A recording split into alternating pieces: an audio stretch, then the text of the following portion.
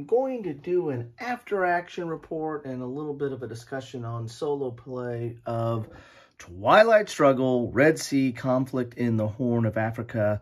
It's a game designed by Jason Matthews, and it's published by GMT Games, which send me this copy, so I want to thank them for that. This is a continuation or a shortened version, maybe that might be a better way of saying it, of their classic Twilight Struggle, which is a game by Ananda Gupta and Jason Matthews and published by GMT as well.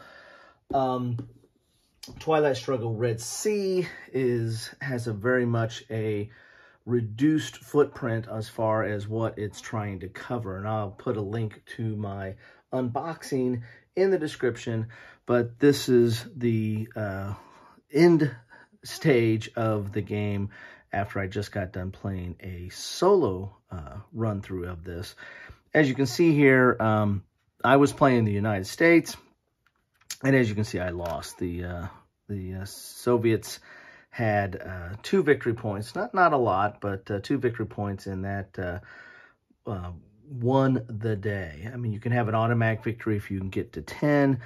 I never got that far. The most I ever got up to was 5, but that slowly got eroded away by my AI opponent. Things that are note here are, you have your action round track, which is where you keep track of, playing your cards or playing your actions. For either, influence points where you're trying to do kind of a tug of war on influence in these key regions on the map, or you can try to do a coup, which is, take out your opponent's influence, or do a, what's it called again, a realignment, which is reduce your opponent's influence. You can play cards for the space track, which again, that is harkens back to the original game where you had the space race. This is a little bit of a reduced space track, but plus it's brought up to the present day of sorts. This is a game that takes place, not in modern day, but much closer in time period than the original, which was from 1945 to 1989. This is in a little bit more modern setting and dealing with events that took place in the Middle East or in the Horn of Africa region. You also have your DEFCON status, again, just like in the original game, where if you get to 1, you're going to lose, or the person that causes that. The turn track, there's only 2 turns. You can play an optional where you can do a 3rd turn, but the game is generally 2 turns, and that's one reason why it's a little bit more conducive or friendly to, a lunchtime, battle or a real quick game, because it really does not outstay its welcome. Once you understand the rules, it plays relatively quickly, especially the 2-player version plays relatively quickly in that you have some of your player aid or most commonly used actions on the board itself. You have your coup, your realignment, your placing influence, all right here, and some explanation of some of the features on the map board as well on each side of the map for a 2-player. The solo play doesn't take that much longer. It just takes a little bit longer to pick up what you need to do in the game. You have the rule book, of course, which is fine, and it's very much like the Twilight Struggle game. The solo rules basically has like an example play, but also goes into the solo rules, which play a little bit different than the 2-player rules because you have an AI. And a lot of things which you're doing in the solo rules is kind of going off of a chart and seeing if it meets certain conditions. Right off the bat, when you play the headline card, you're going to be playing off a deck for the AI. You'll draw 9 cards like you normally draw. And also, if you're in the United States, you'll start off with the Romanian autonomy, and this is an extra card you can play. and that kind of can go back and forth. If it's with whoever it lands with at the end of the game or at the end of 2 rounds, they're going to get an extra victory point there. But when you're playing a headline card, you're just drawing off a deck. The AI does not, whether you're playing against the Soviets or playing against the US, they don't draw cards. They have the deck, which starts off mid-war, and then late war, you'll shuffle those in after for the start of the second round. But when you're looking to see what headline cards play, you're going to look at the card. Is it playable as a headline? And you'll be following these instructions here on whether it's playable as a headline or not, or playable as an event. And you'll be, going through this notion at the beginning of each round, for the headline cards. And there's the same version for the U.S. On what are playable events. So you'll be referring to this chart at the beginning and plus for event purposes. After that, you're going to be you'll be playing your card for whatever, well, if you've got the initiative, for whatever action you want to play it for, whether it's coup and realignment or placing initiative or space track. But then you'll go to the opponent and you'll go through these columns here and see if this condition's met, and then do you have this card here, and then you keep going until you get a condition, and you might have to go some other columns as well. And then if you are placing influence, then you'll go to this chart here, and this tells you where to place that influence, and you'll be going down going down this chart here for placing influence, for removing influence, for coup, for realignment, and for the separatist card. So, and you have that same aid for the U.S. if you are playing as the Soviets and going up against the U.S. So, learning how this plays out takes a little bit of extra time. If you're familiar with Twilight Struggle, then the 2-player games, you're going to pick this up really quickly. It plays pretty much the same, and it's actually a little bit more reduced in scope and time. But when the solo play is a little bit different in figuring out how these charts work and what events you can play. You also have a player aid here, which is the card summary of your using operation points and playing a card for events and playing a card for scoring, and then the space race, of course.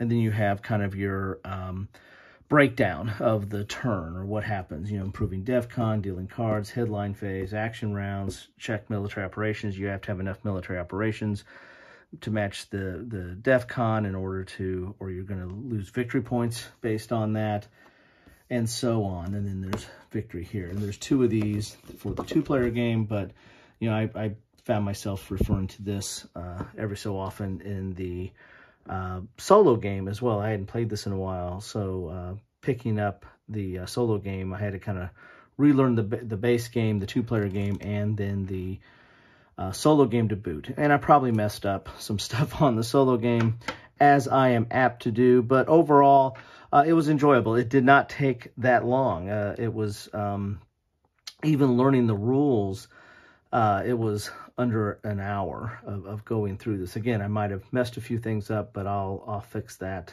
the next time I play. And there was still a lot going on, or enough going on to make it, chewy enough that it was an interesting endeavor. The cards are nice as far as, they're decent quality, they're general GMT quality, and they cover that time period and what's going on in this time period with these different events.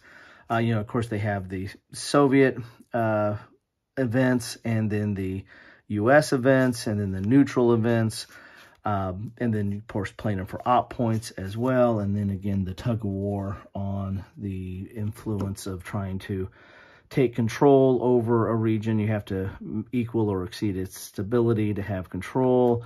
You've got battleground areas within the regions. Then you have just regular regions. Then you have these flashpoint regions that factor in as well.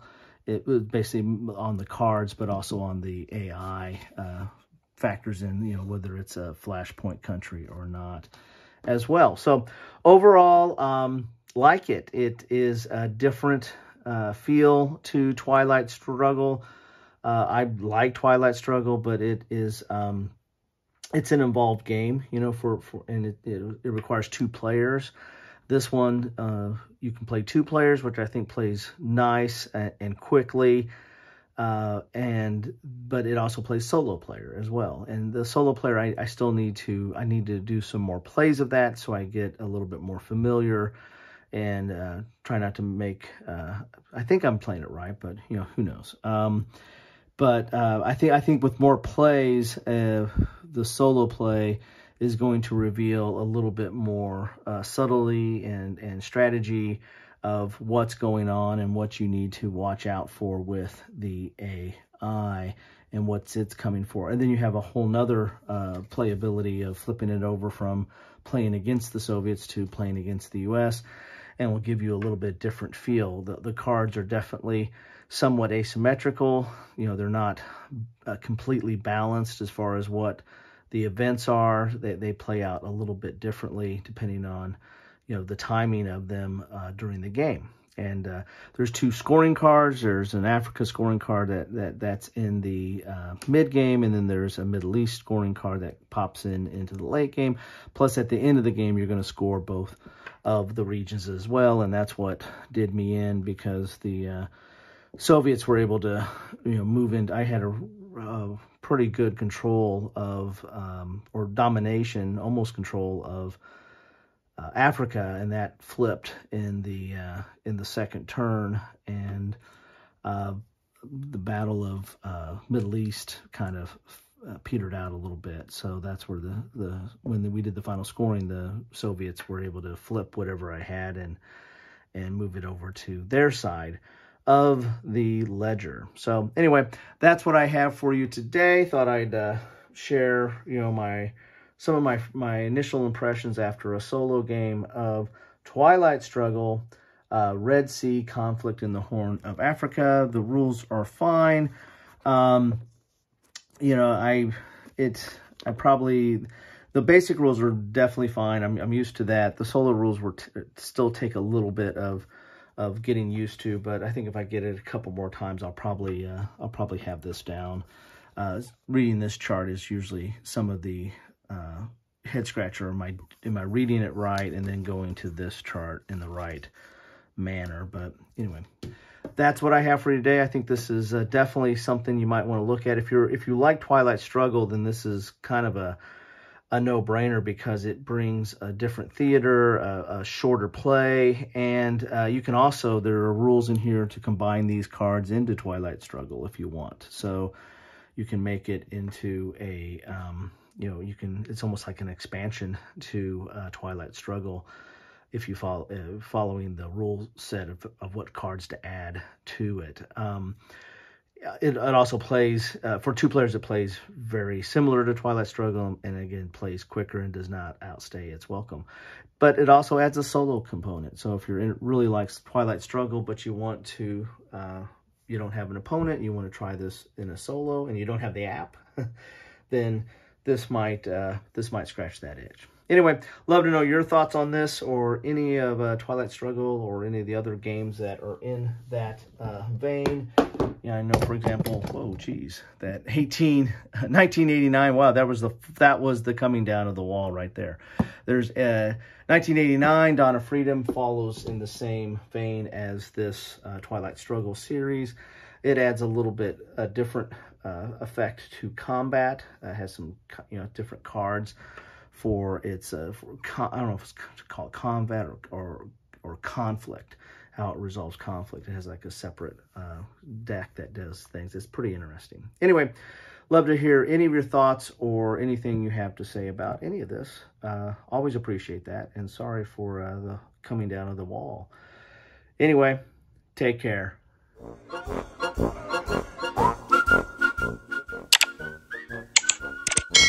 Thanks for watching.